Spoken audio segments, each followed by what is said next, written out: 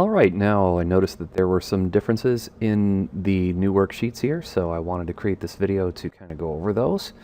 So let's take a look here. We're looking at finding the function of values, and we have this g of x equation here. So what we're going to do is we're going to plug these things inside the parentheses into the equation.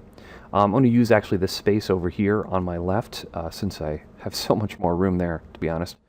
So what I'm going to do is I'm going to now write g of 4, and what this makes is that every single instance of the x in the original equation over here is going to be replaced by a 4.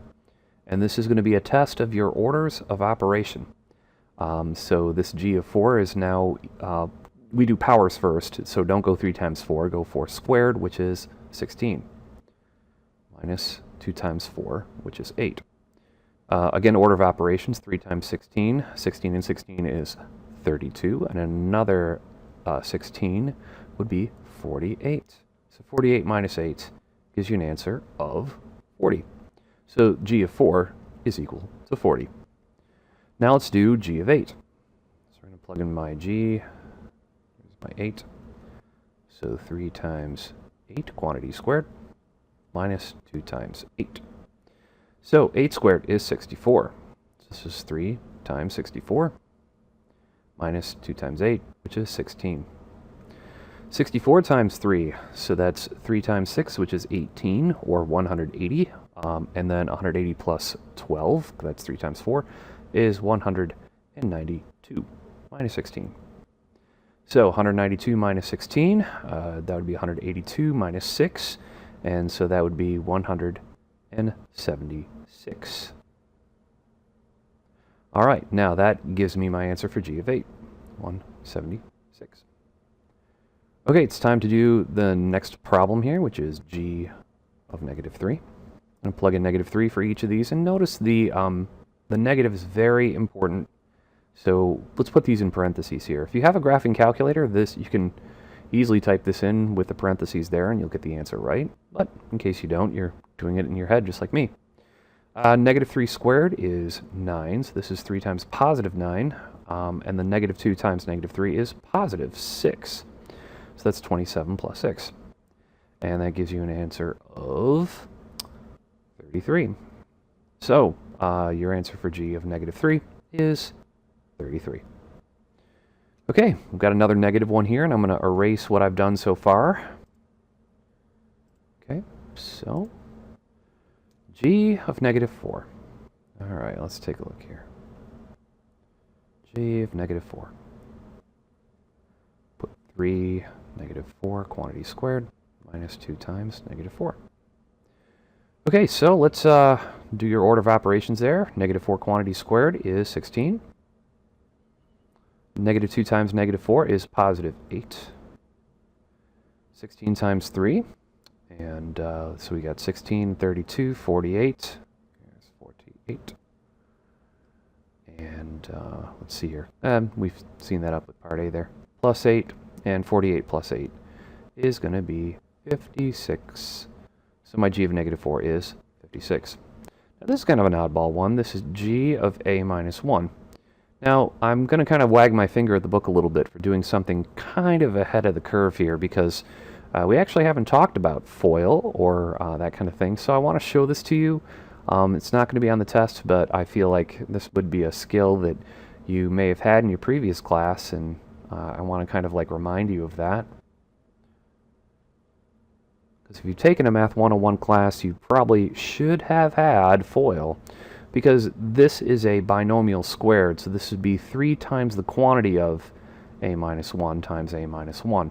You don't distribute the negative inside, or the square inside of the binomial, because it's a binomial. You can only do that with monomial. So very few of you probably remembered that step from Math 101, but there it is. And again, not on the test, but it's something we'll be formally doing later in this class. Now this distribution is a little bit more straightforward, negative 2a plus 2. Making sure you distribute the negative to both of these. That's why it's a plus 2, not a negative 2. All right, let's work on that FOIL problem. Inside of these brackets here, if I do a times a, that's a squared. A times negative 1 is negative 1a, which I'd write like that. Negative 1 times a is also another negative 1a, and negative 1 times negative 1 is positive 1. Minus 2a plus 2. We're going to combine like terms inside of this brackets here, so this is going to be a squared minus 2a plus 1, because minus 1a and minus 1a is minus 2a. Inside the parentheses. Okay, now we can distribute this 3 to each of these things inside there, so this is 3a squared minus 6a plus 3 minus 2a plus 2. Again, you're probably thinking me that this is not on the test, but we will be formally going over this later on, and as we collect the like terms here, here, and here, and here, we get this trinomial of 3a squared minus 8a plus 5. There you go. There you go. All right, time to move on to part F here. I'm going to have to erase this now. It's probably good. Now, let me just move some things around so I can see this as I scroll the screen down here. Okay, so now I have g of a plus 3. Just a little bit. Okay, I got to kind of like scrunch it to the bottom of the screen so I can do this all on the same page here for myself. All right, so at the bottom of that, this g of a plus 3, which means here's what's going to happen. I'm going to take my original equation, which is going to be 3x squared plus 2x. I'm going to plug the a in for each of these x's, and then I'm going to put a plus 3 at the end of it. So you notice how that plus 3 is not actually inside of the parentheses, so it gets actually tagged on at the end. So this becomes g of a is equal to 3a squared plus 2a plus 3. And that's actually it. That's the answer to the problem. That trinomial that can't be simplified anymore. Okay, so that's the end of this first part here. The second part at the bottom of the screen here, or at the bottom of your worksheet, was also changed. All right. And it says find the domain of each function. And I put this on there. I thought it was really good because we will be looking at domains, and there are really two problems with domain. Domain, first of all, just to remind you from the first part of this video, domain has to deal with x values. So what can the x values be? Well, there are two rules so far that we, well, actually one rule that you know so far is that you can't divide by 0. You can't divide by 0. 7 divided by 0 is undefined. It's not 0. D-E-F-I-N-E-D, if I can spell. It's undefined. Any number divided by 0 is undefined.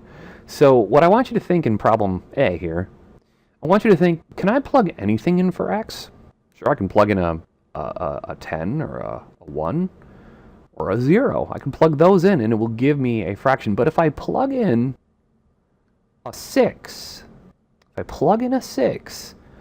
I will get 7 divided by 0. So you'll notice that I can plug anything in for that x, but I cannot plug in a 6. So the domain of this function, and this is little Alfred Hitchcock brackets here that you have to use. You have to put x knocking on the door, and you can say, well, I can plug anything real in for the problem, but x cannot be equal to 6. Now, you might have wondered, like, well, how did you figure that out? You know, did you just plug it in? And yeah, I did that, but, you know, another way to look at it is if you take your denominator, which can't be 0, your denominator cannot be 0. You can now solve for x, you know, by subtracting 6 from both sides. Negative x is not equal to negative 6, and then divide by negative 1. X cannot be equal to 6. So there's a kind of a pattern to it. Now, there are no restrictions on absolute value problems. Now, it's true that absolute value problems are never negative, but that's actually a range result. So the range would be always positive or 0. But in this case, the domain means, what can I plug into x? Well, shoot, I can plug in anything into x. So there's no restrictions at all. So real is the answer. Now, you'll notice I didn't do the little Alfred Hitchcock, you know, but you could if you wanted to. You could say, well, x knocking on the door is real with no restrictions at all, which is completely useful. You might actually, you know, now before you actually get, you know, you may want to pause the video right now and guess what number or numbers can't x be? And the answer to this problem, okay, let me give you, how about this? Do you think the answer is 0, negative 7, or both? The answer to the problem is -7. Now, some of you looked at this at top and said, like, well, if I plug a 0 in for the top number, I get 3 times 0 and then 0 plus 7. Yeah, but that would give me 0 over 7, which is 0. That's okay. You can actually have this. This is fine, but you can't have this. No, bad. No, can't have that. So this makes the danger number -7x, such that x is real, but x is not equal to -7. Now, let's have a guess on this one. Let's do part D. Okay, what do you think the danger number is? All right, now the answer is there is no danger number. Now, what you might have thought is like, well, what if x is 2? You know, 1/2 times 2, well, that's 1. Oh, what if 0? What if I plug 0 in for x? Well, 1/2 times 0 is 0. So you can plug anything into this problem and you will not get a division of 0 error. So that's really all what we're looking for so far in chapter 2 here, is division of 0 error. Now we're going to add more problems as this class goes along, but so far this is the only one I want you to remember as the danger numbers here. What about part E? Let's have you guess what that is. Press pause on the video before I tell you the answer. All right, well, okay, now let me give you some multiple choice. Is the correct answer for our domain restrictions, if there are any, is our answer going to be 0, 2, 1/2, or no restrictions? All right, so that's 0, 2, 1/2, or no restrictions. And the correct answer is x cannot be equal to 0. Okay, now let me explain why. If I plug 0 in for this, I get 1 over 2 times 0, which is 1 over 0, undefined. If I plugged in 2, I'd get 1 over 4. If I plugged in 1 over 2 times 1/2, that'd be 1 over 1, which is 1.